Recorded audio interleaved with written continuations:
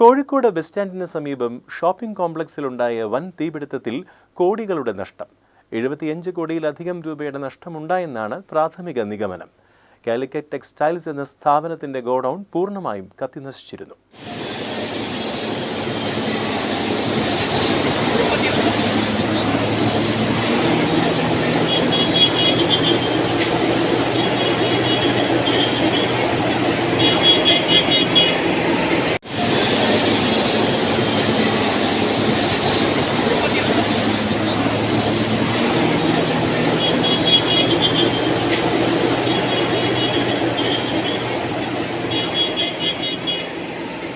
കോഴിക്കോട്ടെ തീപിടുത്തത്തിൽ ടെക്സ്റ്റൈൽസ് പാർട്ട്ണർമാർ തമ്മിലുള്ള തർക്കം സംബന്ധിച്ചും പോലീസ് അന്വേഷണം ആരംഭിച്ചിട്ടുണ്ട്.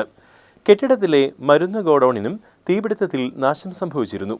ഇന്നലെ വൈകിട്ട് 4:30 തീപിടുത്തത്തിൽ വ്യാപാര കെട്ടിടത്തിലെ തീ രാത്രി 11 മണിയോടെയാണ് നിയന്ത്രണ വിധേയമാക്കിയത്.